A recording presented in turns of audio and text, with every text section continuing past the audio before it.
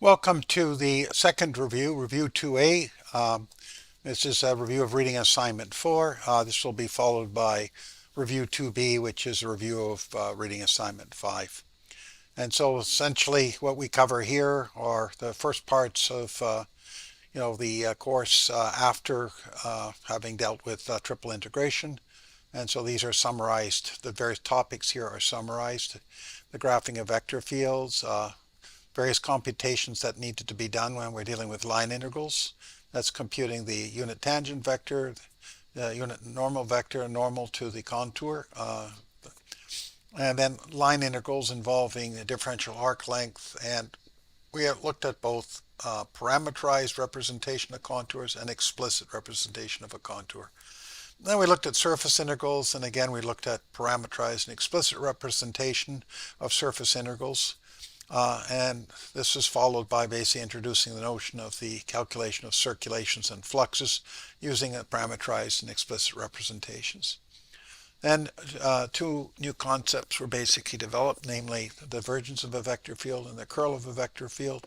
One of these basically says something about the source type behavior of the field, and the other one says something about the rotation type behavior of the field.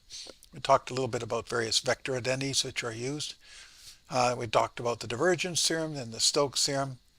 Now the last two items, of course, we did not cover in this course. They are in the notes, in the expanded notes. They're also basically, additional videos are basically provided, but items 9 and 10 you will not be responsible for, and we're not covered in this course. All right, so the first thing we did was to look at basically the graphing of vector fields. So we introduced a methodology for sketching a field, but to make things easy, we restricted ourselves to 2D because at least you can visually see things. With 3D, the diagram would become a little bit too messy.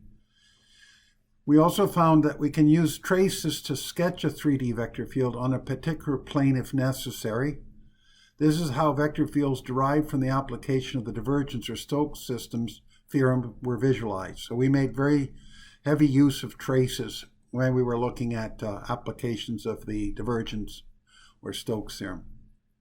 The main point here when graphing was to identify the individual points, and so I had set up here a table.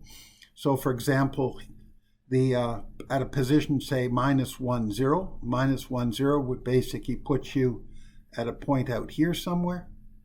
So right here, minus 1, 0. At this location, what would the vector be? Well, the vector would essentially be, in this case, to take the x component and put it here, which would be minus 1, and the y component would be 0. That means the vector at this location would be 0, minus 1, which means it would be pointing downwards. And you could do that for a number of points. Chose to do basically minus 1, 0, 1, 1, 0, and 0, minus 1, which meant we picked point here, a point here, a point here, and a point here. And what you can see very quickly is that you ended up with vectors that tended to form a closed circle. And in this case, the magnitude will change depending on how far out you are. So smaller as you get close to the origin, and longer, much larger magnitude as you get further out. So this is what we call a rotational field. Then we looked at line integrals, and so here the issue was to compute a tangent vector, and also we looked at normal vector. Normal only in the sense that if we were dealing with a 2D object, that is a contour in a plane, the normal had some meaning. If you were to look at a contour in 3D, then the normal to a contour can take on an infinite number of options. And so it's of no practical use. So only for 2D would the normal have practical use. So basically, we looked at two versions of computing the unit tangent vector to a contour. That's bold capital T. Parameterized and explicit representation. First step was always to determine the position vector that traces out the contour. This contour could be open or closed. And the bounds on T for parameterized representation was necessary, and the bounds on X for explicit representation. So what would this typically look like? Well, in 2D, we'd have some means of parameterizing the contour. In the case of parameterized, it would be x as a function t, y as a function t. For 3D, there would just also be a z component. For the explicit representation, x remains as is, but the y component is a function of x. And if we had 3D, then the z component is a function of x. In both cases, if we're trying to represent a line using a position vector, we need one variable. In this case, it's t. In this case, it's x. The next step is to compute the unit tangent vector, which is bold T, which is the derivative of r, the vector, divided by the magnitude of the derivative of the vector r. And this vector is tangent to the contour. So the derivative of this is tangent to the contour. So let's go through these cases one after the other. In the parameterized case, r dot would just be components x dot, y dot. And for 3D, there would be a z dot term as well.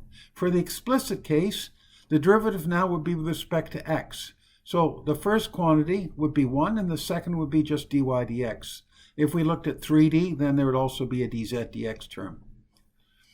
Okay, so the unit tangent vector then finally would be to take the vector and divide it by its magnitude.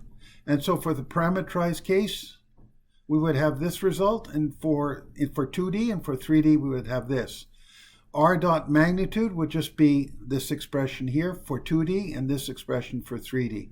For the explicit case, essentially go through the same process, the difference being here that the magnitude in this case would involve a dy dx for the 2D case and a dy dx and a dz by dx for the 3D case. All right, if you wanted to compute the unit vector normal to a contour using a parameterized or explicit representation of the contour, then basically we followed this procedure.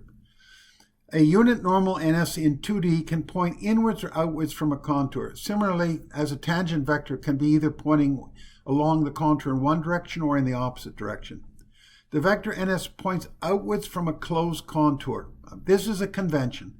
That is, it points to your right if you traverse a closed contour in a counterclockwise direction. So this is something that sort of you keep in mind when we're talking about the normal to a contour. This was the convention we adopted. So in this case, we were able to show that the appropriate vector that represents the unit vector normal to the contour would have this form. And again, r dot would basically take on this form. And for the explicit case, it would take on this form.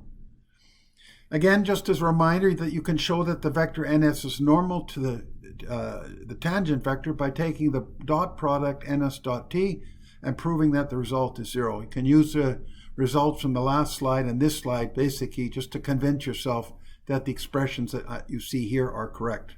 Again, just recall that r hat or r with the arrow is a position vector. Okay, so now the question would be, we need the magnitude of the differential arc length vector ds for the parameterized and explicit representation of a contour. So again, recall this is a position vector in 2D, the position vector in 3D. This is where t is a parameterization variable and r is a position vector. In the explicit case, we would have in 2D x and y is a function x, and in 3D y of x and z of x. And x is the explicit variable. Again, r is a position vector. So the arc length vector ds would just be r dot dt, and the magnitude would just be the magnitude of r dot dt. Explicit, in the explicit case, this would be r dot dx. Again, this would be a function of x. You know, the x and y components would be a function of x, and the magnitude now would just be magnitude of r dot dx. All right, so if we now basically expand things out in detail, for the 2D contour, the magnitude of ds, for the case of a parameterized contour, would take on this form, and for 3D, it would take on this form. In the explicit case, we basically have a 2D contour. Magnitude of ds would take on this form, and the magnitude of the contour for 3D case would take on this form here. So these are handy expressions. Basically, you can refer back to when you actually have to do the specific calculations. All right, then we looked at surface integrals, and here all I've done is summarize the main points. So here, for instance, we would have in this column a position vector. Always start with position vectors. Then you have vectors defining the tangential plane. That's the plane that's tangent to the surface at a given point. And you would need two lines to define a tangent plane. And so that'd be two vectors. The unit vector ns is normal to the tangential plane and to the surface. ds would be the magnitude of the differential area, and the orientation vector at a given point on the surface. It's perpendicular to the surface would be ds is the unit vector, which is normal to the surface. That's n subscript s ds. So these are the things of relevance. Here we have a column for the parameterized representation of these entities, and on this column we have the explicit representation. Now, if we're trying to basically map out a surface, we need two variables. So here you'll notice uv for the parameterized representation. For the explicit representation, basically z would be a function of x and y. So you'd have two variables, in this case x and y, in this case u and v. So the vectors defining the tangential plane, well, you basically would take the derivative of this with respect to u, which would be one line, and derivative with respect to v be another line. So here are basically the two lines of particular interest. If we're dealing with explicit representation case, then we would end up basically with the two lines which basically represent the tangential plane as being these two here. So t subscript u, t subscript v, t subscript x, and t subscript y. The unit vector would just take on this form in the case of parameterized representation, and this form in the case of explicit representation. The magnitude would be just the magnitude of the differential area, which would be this form in the parameterized representation case, and this form in the case of explicit representation. The differential surface area vector, which is just nsds, would basically be just taking these two and multiplying, and taking these two and multiplying. And so by multiplying these two, you can essentially see that the denominator term vanishes, and you're just left with tq cross tv du dv in this case, minus zx minus zy partial 1 dy dx. All right, so then we look at it in terms of, the types of calculations we would typically do. And there are two classes. One of them involved taking a scalar function and multiplying it by this differential area. And so this in the red is the case when we're dealing with a parameterized representation, and the green when we're dealing with explicit representation. The other possibility is to take the dot product between two vectors, which by definition in this case would be the flux that we're calculating. This would be the case if we're dealing with parameterized representation. This is a case for explicit representation. And so here basically the x, y's, and z's would have to be basically in terms of functions of u and v. Everything here would be in terms of u and v, and therefore the integration bounds would be in terms of u and v. Here, the integration bounds would be in terms of x and y, because this represents the explicit representation. All right, so just to note that the vector f in this case takes on this form, and I just basically show that when we say f x u v y u v z u v, we just basically, when expanded out, mean this. And in the explicit case, when we expand this out, we mean this. Now, just to finish this slide, there are two options for ns. That is pointing out upwards or pointing downwards. The problem statement or a convention will dictate which version to adopt. So, for instance, when we dealt with the divergence theorem, it was clear that the surface area vector would have to be pointing outwards from a closed surface. Okay, so here basically I just get summarized some important sort of formulas. So parameterized representation in 2D of scalar function, you could have something of this nature. If you write this in actual form, it would take on this form. And then finally, if you expand this out, this is what you're trying to calculate between an upper bound and a lower bound. If it's 3D, that means this would now basically be a function of three variables, but again, s. This would take on this form, and then finally, when you actually have to do the calculations, you'd be looking at something that looks like this.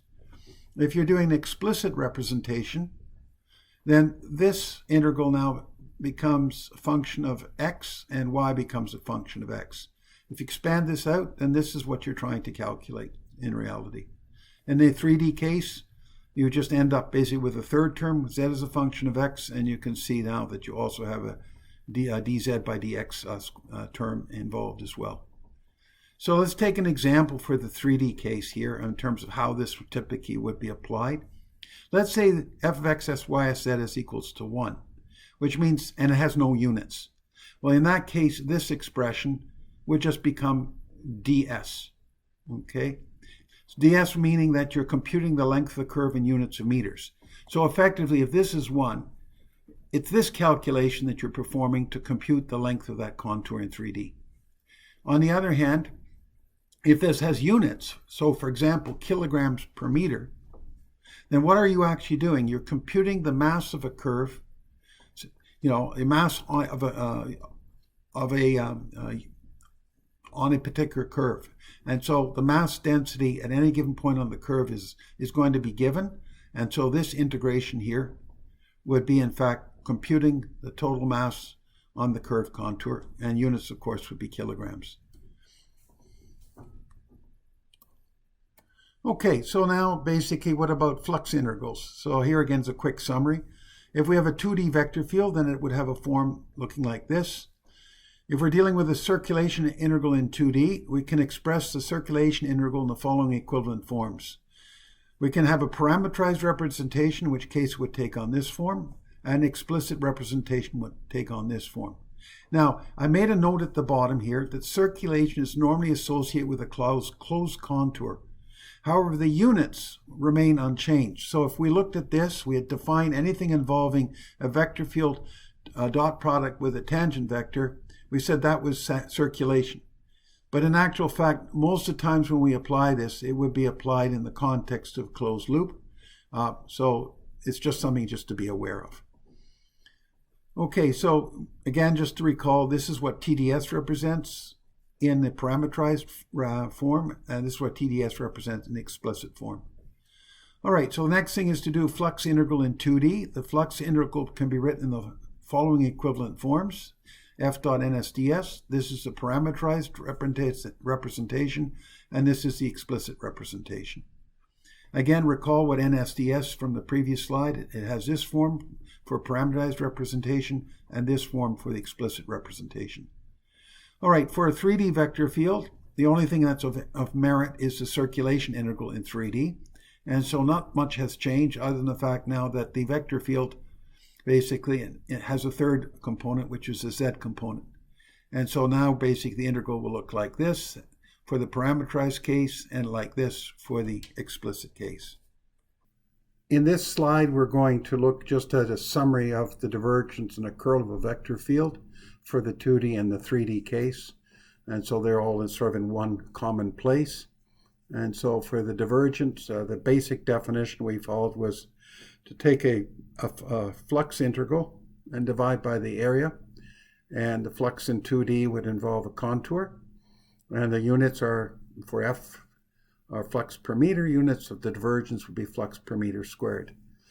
In the divergence, case of divergence, this would be the closed surface integration of the flux divided by the volume that's enclosed by that surface. And you let the volume go to 0. In this case, units of x are flux per meter squared, and units of divergence of flux of the field F is flux per meters cubed. In terms of the curl in 2D, we essentially just said it was a circulation integral divided by the area bounded by the contour, and then we let the area go to 0. Units for the field were circulation per meter, and then units of the curl of the field were circulation per meter squared.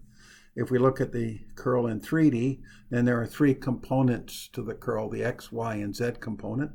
So effectively the same type of calculation, only difference is that you're dealing with contours on different planes, and you're dividing by the area associated with the on that plane. So for instance, if it was on the YZ plane, then the area vector would be pointing in the x-hat direction. So if we were to write out the curl with all 3 components, then it would look like this for the 3D case.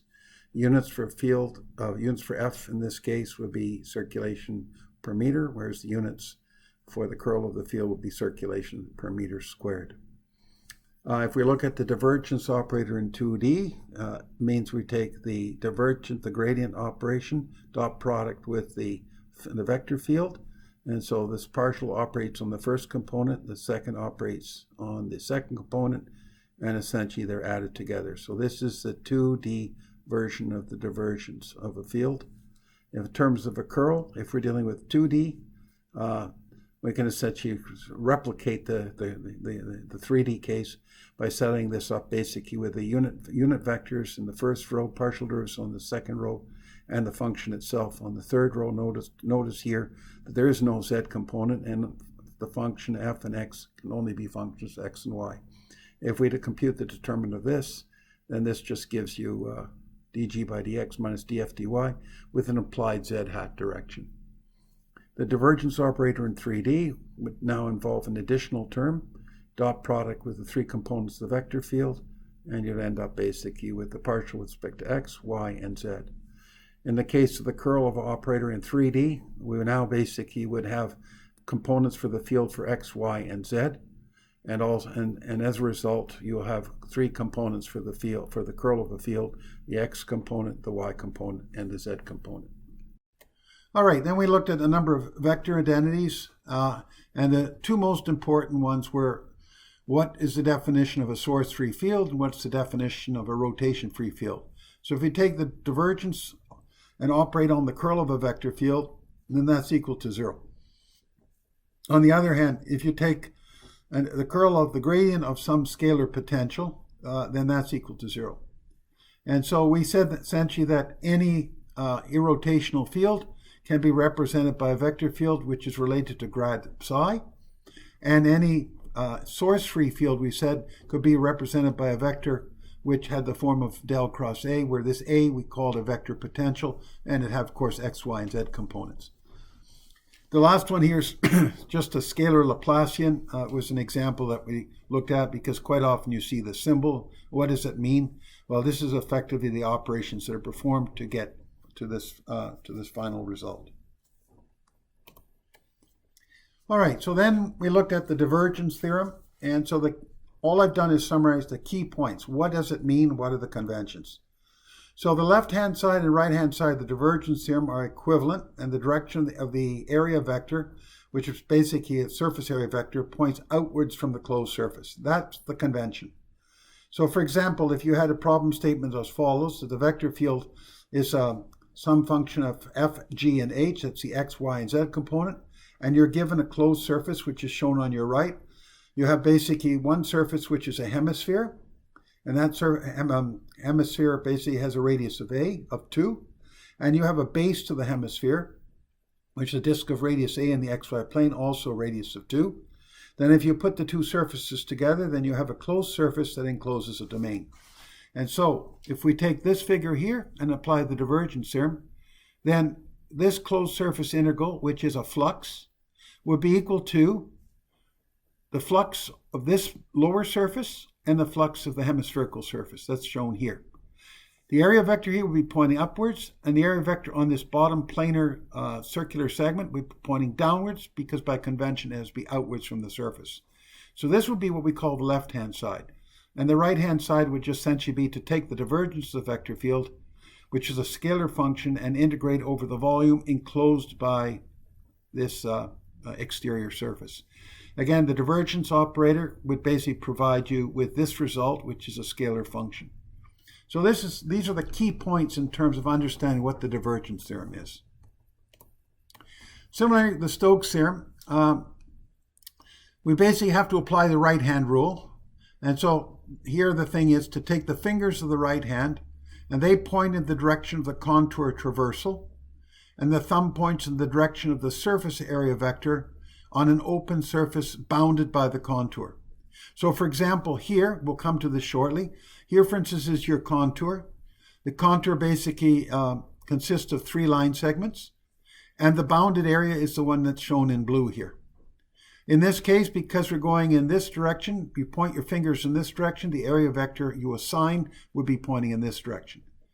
However, the choice of area is not, is basically can be anything you wish as long as it's the same boundary. So down below, I've shown the same contour, but I've shown this as a box which is pyramidal. So it's got a side face, another side face, and another side face. These all join together at this common boundary, which is the same boundary as you see here. In this case, the area vectors would be pointing upwards on the bottom surface, to your left on this side surface, and to your right on this side surface. So this would be the proper way of labeling when we're going to apply Stokes' theorem.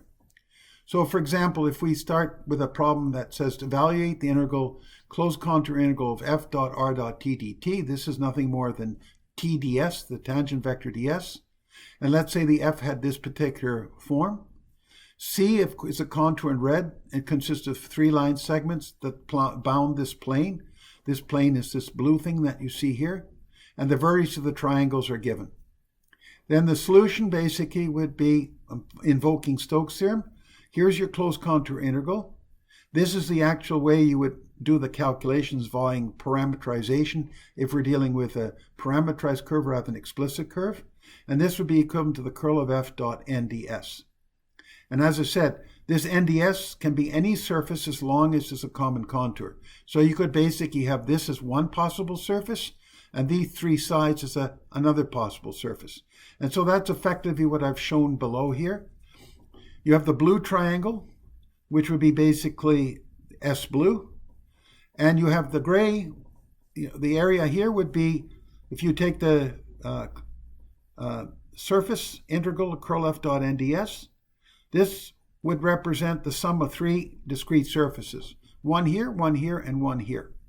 So you can either do it this way, or you can basically just do it assuming the blue triangle. You just need to compute the curl. So the curl basically would take on this form. You're just taking the determinant of this to determine what the curl of the vector field is. So this is more or less, in a nutshell, how to apply the Stokes' theorem. All right. Having done the divergence theorem and Stokes' theorem, we've essentially looked at the 2D equivalent of the divergence theorem and Stokes' theorem, and these were basically called Green's flux theorem and Green's circulation theorem, respectively. So all I've done is summarize the basic theorems. These would be a 2D vector field. This would be the unit vector that's normal to a closed contour. This, of course, is a closed contour signal. And on the right-hand side, basically, we would have this expression here, and the vector field here is given on the right. For circulation, we would basically dealing with the tangent to the contour. In this case, we end up with this expression, and again, the vector field has the same form. And again, the TD is tangent to the closed contour as it traversed in a counterclockwise direction. The last thing we looked at was to apply the divergence in Stokes' theorem when the region or field are problematic. And so I've shown here basically 2 pictures. This is basically vectors normal to a contour in 2D and normal to a surface in 3D. So you consider this as a trace if we're dealing with a 3D problem, and this basically just as a planar surface when we're dealing with a 2D problem. Similarly here, you can treat this as basically a contour if we're dealing with a 2D problem, but you can consider basically this as for the case of Stokes' theorem as a contour, and for a 3D problem, then this surface that you're dealing with here would not be planar, but potentially could be curved, which means these contours also would represent curved contours rather than on a plane.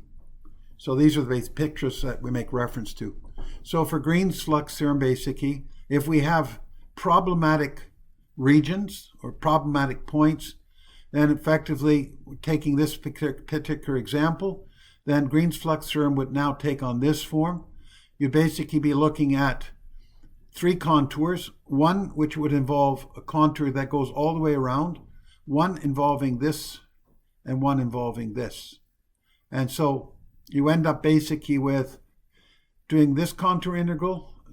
This contour integral, the minus C2 just means that we're going in the opposite direction than the contour that we both normally would consider as being counterclockwise. Similarly here, minus C3. Now you could also rewrite this as C2, in which case you put a minus sign here, as C3 here and put a minus sign here. And so this would be equivalent to, say, applying Green's flux theorem to this object and to this object. So you'd end up basically a contribution for this and a contribution for this. But actually when you add these two together, you end up basically with something that represents a whole area, excluding basically these regions where you've gone around the problematic points. So the only difference for this basically and the 3D case from the divergence theorem would be that these things now would represent surfaces as indicated, right? And so you'd have a lower surface, you'd have an inner surface, and an outer surface. So in this case, basically, everything looks the same except n's get replaced by s's. So you'd have basically f dot ds1 plus, again, this would be in the opposite direction, minus s2, or you could write this as s2 and then you have a minus sign out front. Similarly here, you could write this as s3, in which case you put a minus sign out front here. And this would be equal to the divergence of the vector field over the volume. Volume meaning everything excluding the little region which you've isolated, which is hollow. For Green's circulation theorem, then you involve contours. And so in this case, you have these three contours. When you have basically looked at the total of the system as a whole, then these two contours would cancel, these two contours would cancel, and these two contours would cancel. And so you're left with closed contours for the inner, and the outer. And so that's why you see these three terms. On the right-hand side, basically, you would have the curl of the area, which is enclosed by this contour, and the curl of the vector field dot product of the area enclosed by this contour. So these are the two terms that you see here, and that was equal to, in total, the curl of the vector field f dot nds. So that was more or less basically everything in reading assignment 4.